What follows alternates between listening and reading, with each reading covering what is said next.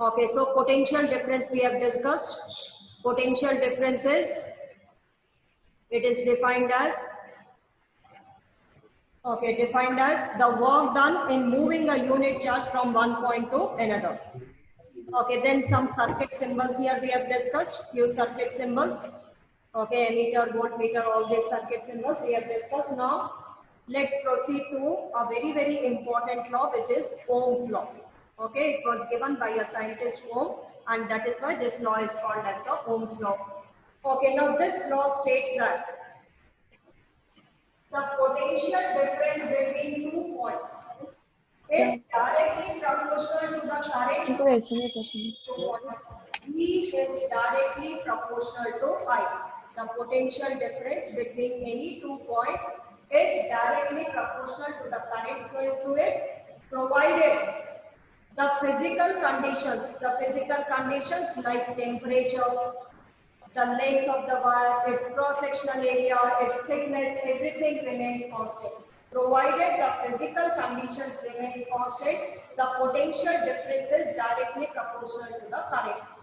Okay, this was given by Ohm, and this law is called as the Ohm's law. When we equate it, here the constant of proportionality is written as R, which is called as the resistance of the conductor. It is called as resistance of the conductor. So, resistance is defined as the ratio of the potential difference to the current. The ratio of the potential difference to the current, we call it as the resistance, and it is constant for a given conductor. Okay, for a given conductor means if its length is the same, cross-sectional area is the same, the temperature is the same, then the resistance of that conductor is constant and V is directly proportional to I. So how will be the graph between V and I? V directly proportional. We know that for directly proportional, the graph is a straight line having some constant slope. Okay, so the graph is a straight line having a slope which is passing through the origin. Okay, now how can we find out the slope of the line? The slope of any line is given by tan theta. Okay, let the angle of this slope is, or this line is sloped at an angle theta with the x-axis. Okay, V here potential difference we have taken along y-axis, current we have taken along x-axis. Okay, as V directly proportional to I, so the graph is a straight line having a constant slope. Okay, and now the slope of any line can be determined by tan theta. I think in mathematics you have studied no trigonometric ratios, sine, cosine, tan. One of you can unmute and give me the answer. Yes, ma'am. Yes, ma'am. Okay, tan theta. Okay, so the slope is determined by tan theta. Slope of any line is given by tan theta. And we know that tan theta is equal to perpendicular upon base. Okay, now what is the perpendicular over here? You can see it is V. What is the base over here? I. So tan theta is given by V upon I, and we know that V upon I is equal to R. So it means the slope of the line gives the resistance.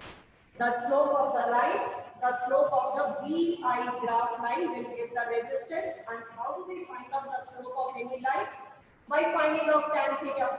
Tan theta we know is equal to perpendicular upon base. Here the perpendicular is V and the base is I. So if we are getting V upon I as the slope, and we know that V upon I is resistance. So the slope of the line gives the resistance provided V is taken along y-axis and I is taken along x-axis. Okay, if it is the reverse, V is directly proportional to I. So I taken over here, V taken over here. V is directly proportional. Again, this graph will be a straight line having a constant slope. Okay, but in this case, if you find out tan theta is equal to complete any one triangle, make one triangle, perpendicular. Here the perpendicular is I and the base is V. This is the base, perpendicular upon base. Okay, and I upon V is 1 upon R. So here the slope of the line will give reciprocal of the resistance. Okay, so here we say that the slope of of the VI graph line gives the resistance provided V is taken along y-axis and I is taken along x-axis. Okay, then the slope will give the resistance. If it is the reverse order, then the slope will give 1 upon resistance. Okay, so this part no need to study. So whenever you plot the graph, just see that V is taken along y-axis and I is taken along x-axis. Then the slope of the line will give the resistance. Okay, so resistance, Ohm's law states that the potential difference between any 2 points in an electrical circuit is directly proportional to the current flowing between those 2 points, provided the physical conditions like temperature, etc. should remain constant. Okay, temperature should be constant. If the temperature is very high, then this law V will not be directly proportional to I. Okay, so provided the physical conditions like temperature, etc. should remain constant. Okay, so when we equate it, the constant of proportionality, here we write it as R, and this R is called as the resistance of that conductor. So from this formula, we see that resistance is equal to V upon I. So resistance can be defined. Resistance is constant for a given conductor. Okay, and it is the ratio of the potential difference to current as V is directly proportional to I. So the graph will be a straight line having a constant slope that is making some angle. So the slope of the line which is determined by tan theta, we see that it is equal to resistance. So we can say that the slope of the VI graph line will give the resistance. Okay, it gives the resistance provided V should be taken along y-axis and the current should be taken along x-axis. If it is in the reverse order, then the slope will be given, then the slope will give 1 upon resistance. Okay, so here there is one experiment to prove Ohm's law that we'll study later on. See on page number 204. First, let's read this. Okay, below this blue box. In this activity, you will find that approximately same value for V by I is obtained in each case. Okay, we'll study this activity after studying Ohm's law. Okay, its statement. In 1827, a German physicist, George Siemens Ohm, found out the relationship between the current in a metallic wire and the potential difference across its terminals.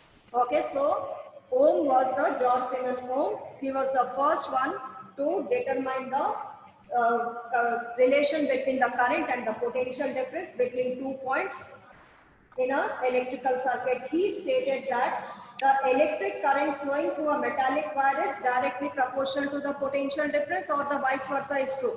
I is directly proportional to V, or you can write down V is directly proportional to I. Across the ends of the conductor, provided its temperature should be constant. Okay, what is the condition? Its temperature should be constant. That is the physical conditions, like temperature should be constant. This law is called as the Ohm's law. Okay, so mathematically, how is it written? V is directly proportional to I. Equated, it will be R. So V upon I is equal to R. So V is equal to I into R. So from here, V is equal to I into R, as is given over here, or I is equal to V upon R. Again, 3 equations here we can form, 3 formulas. V is equal to I into R is equal to V upon I, or I is equal to V upon R. These are the 3 different formulas. Okay, so Ohm's law states that V is directly proportional to I. Equating it, the constant of proportionality is the resistance, which is constant for a given conductor. Okay, now comes the SI unit of resistance. We are studying about resistance. So R is the ratio of the potential difference to current. Okay, as V is directly proportional to I. Okay, suppose V is 2 units, I is also 2 units. So what is the resistance? It will be 1 unit. Unit we are going to study just now. Okay, now if we increase the potential difference to 3 units, as V is directly proportional to I, so I will also increase by 3 units. So again the resistance will be 1. That is the ratio of V upon I will remain constant. This will study by this activity. There is one activity to prove Ohm's law. There we'll see that this ratio V upon I will be constant for a given conductor, but provided the physical conditions should remain constant. So V upon I for a given conductor will be constant. Okay, now comes its unit. SI unit of resistance. Resistance is V upon I. We know that the unit of potential difference is volt and the unit of current is ampere. So what is the unit of resistance? The unit of resistance is volt per ampere. But in order to honor the scientist Ohm, this unit is taken as Ohm. And the symbol for Ohm is as shown. It is a Greek symbol. This is the symbol for Ohm. So the unit of resistance is Ohm, which we can represent it by this symbol. Okay, so the unit of SI unit of resistance, you can see from here, from the formula you get the unit. Volt upon ampere is its unit. But in order to honor the scientist, we take its unit to be Ohm. So volt upon ampere is Ohm, and this is the symbol for the Ohm. Okay, so whenever we write resistance is 2 ohms, so we'll write it as 2 ohms. Okay, so this is the symbol for ohms.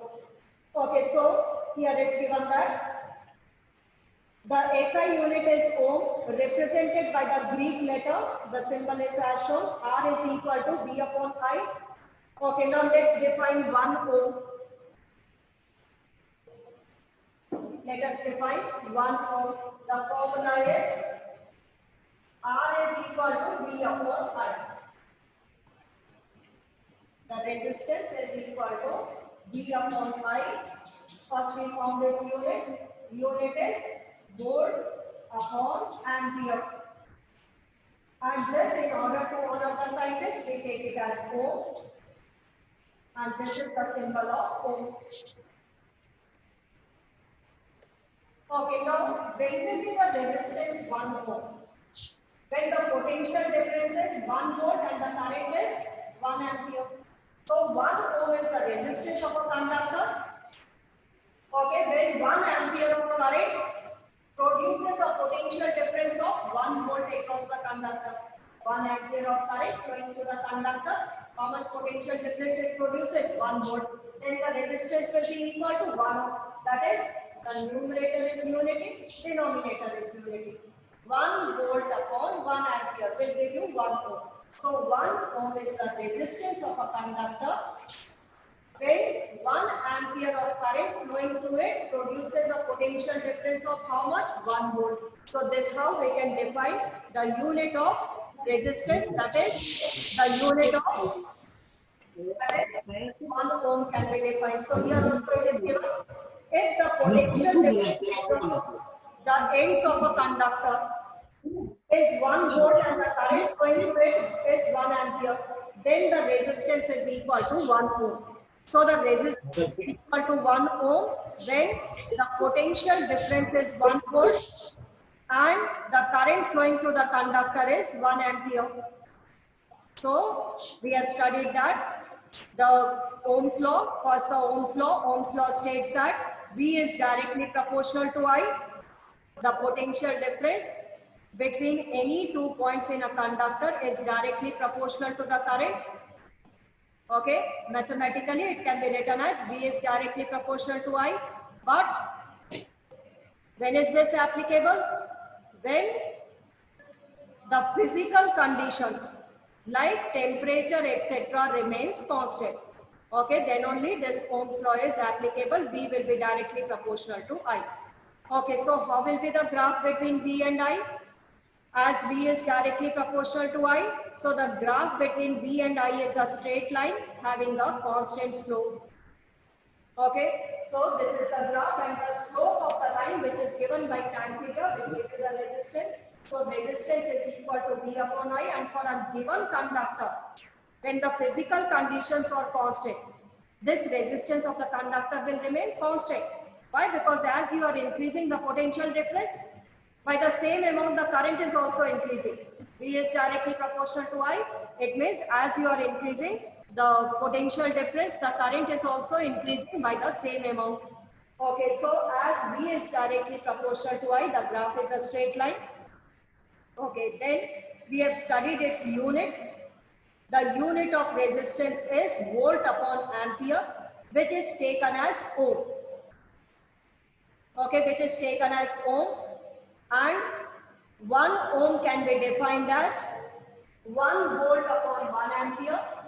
That is 1 ohm is the resistance of a conductor, when 1 ampere of current flowing through a conductor produces a potential difference of 1 volt. Okay, now from here, I is given by, first let's read it from the book. Also from equation 12.5 we get I is equal to V upon R. It is obvious from equation 12.7 that the current through a resistor is inversely proportional to its resistance. If the resistance is doubled, the current gets half. In many of the practical cases, it is necessary to increase or decrease the current in an electrical circuit. A component which is used to regulate the current without changing the voltage source is called as the variable resistance. In an electric circuit, a device called as the rheostat is often used to change the resistance in the circuit. We will now study about the electrical resistance of a conductor with the following activity. Okay. Yes, so here, from here, current is equal to V upon R. In formulas from this we have derived. What is the current equals to? I is equal to V upon R. Okay, now suppose V is kept constant in a circuit. The source voltage is constant. Okay, we are not changing the source voltage. Anyhow, we are keeping the source voltage to be constant. Then we see that I is inversely proportional to the resistance. Okay, V is constant. The voltage source or the potential difference between 2 points in an electrical circuit is kept constant. Then we see that I is inversely proportional to the resistance. Okay, so if the resistance is more, then the current flowing in the circuit will be less, and vice versa. If the resistance is less, the current is more. So sometimes in an electrical circuit, we have to change the resistance of the conductor. We want more current, less current. So how can we regulate the current? By changing the resistance. And how can we change the resistance? One device we have already studied, which we call it as the variable resistance, which changes the resistance of मैं Facebook WhatsApp को location की क्या जरूरत होती है? Put your audio off. Okay, which changes the resistance, that is called as the rheostat, variable resistance. Okay, so the resistance can be changed to regulate the current. Okay, the current has to be regulated in some of the electrical components. We need more current, we need less current. So the resistance has to be changed, keeping the voltage source to be constant. This V is constant. R will be changed so that the current will be regulated. Current can be changed. Okay, now the device which changes in an electrical circuit, the device which changes the resistance is called as the rheostat. Okay, it changes the resistance of that component to regulate the current, to increase or to decrease the current. So in some of the electrical circuits, we need to regulate the current. So there what has to be done? There the resistance has to be changed. So which device will we connect there? Will connect the rheostat. So let's read it once again. It is obvious from equation 12.7, I is equal to V upon R. This is the equation. That the current through a resistance is inversely proportional to the resistance, provided this V is constant. Otherwise, if you are increasing V, I will also increase by the same amount. V is directly proportional to I. Keeping the voltage source constant, how is current depending upon the resistance? It is inversely proportional to the resistance. Okay, if the resistance is doubled, suppose the resistance is doubled, what will happen to the I is inversely proportional to R? Resistance is doubled, current will be half, current will become 1 by 2 times. In many practical cases, it is necessary to increase or decrease the current in an electrical circuit. Okay, in the practical application, in the practical circuits, the current has to be increased or decreased in an electrical circuit through any component. In some of the components we need more current, in some components we need less current, so the current has to be regulated. A component which is used to regulate current without changing the voltage source, V should be constant. without changing the voltage source is the variable resistance. And in an electrical circuit, a device which is called as rheostat is often used to change the resistance in the circuit. So which device changes the resistance? It is the rheostat. Okay, that changes the resistance. So we have studied that V is directly proportional to I provided the physical conditions remains constant. V directly proportional to I. This is the graph. Slope will give the resistance. Okay, from this formula we have derived three formulas. R is equal to V upon I, V is equal to I into R, and I is equal to V upon 1. Okay, then the unit of resistance is volt per ampere, which is taken as ohm, and this is the symbol of ohm. And then we have defined 1 ohm of resistance. 1 ohm of resistance is 1 volt upon 1 ampere. So 1 ohm is that resistance. When a current of 1 ampere flowing through a conductor, how much potential difference it produces? 1 volt of potential difference. Okay, now we come to this formula. I is equal to V upon R. Anyhow, we keep the voltage source constant. Then we see if V is constant, I is inversely proportional to R.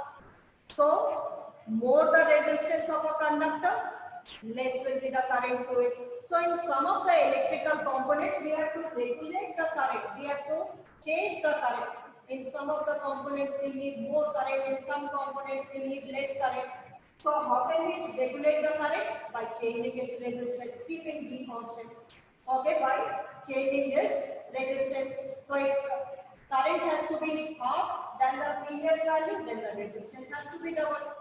And the component, the device which changes the resistance, that is, which makes the resistance variable. Okay, such a device is rheostat. So, rheostat changes the resistance in an electrical circuit which regulates the current, which can increase or decrease the current. Okay, so more the resistance, with the help of rheostat, if we increase the resistance, then the current will be decreased. Okay, now we come to the activity which proves Ohm's law. Now you know the Ohm's law. Now let's prove this Ohm's law. Okay, when the offline classes start, this activity you have to do it in the lab. This is the experiment, Ohm's law.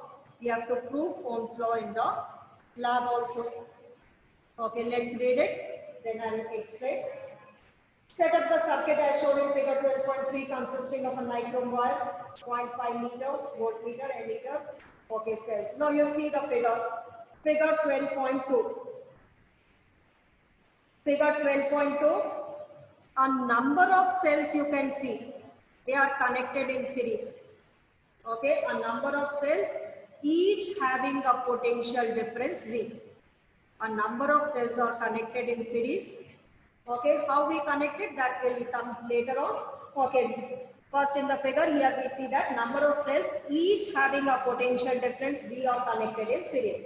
Okay, now circuit has been completed by connecting a resistance wire, by connecting a metallic wire whose resistance is R, and we know that the symbol for the resistance is any wire which is having the resistance R. This is the symbol. So here we have connected a wire XY whose resistance is R. Okay, then we need ammeter and voltmeter. Ammeter to measure the current and voltmeter to measure the potential difference between the ends XY of the wire. Okay, so we need to measure the current, how much current is flowing through this XY wire and what is the potential difference. So in order to connect the ammeter, we have studied that how is the ammeter connected? It is connected in series. So here you can see that with this wire, along with the wire, what is connected? Ammeter, and voltmeter is connected in parallel. We have to measure the potential difference across the ends of the XY wire. So here we connect the voltmeter in parallel, and also there is a key. Okay, key, it is a conducting link between the cell and the resistance. Okay, cell and the resistance wire, that is the conducting link. If the key is closed, the current will flow through the circuit. If the key is open, no current will flow through the circuit. So this is the circuit diagram. So here we'll keep on changing V. How can we change V? By connecting more number of cells in series. Okay, so What will change? Voltmeter reading will change, and accordingly the ammeter reading will also change. Okay, so this will continue tomorrow. Your next class teacher already come. Let me take your attendance. Don't leave.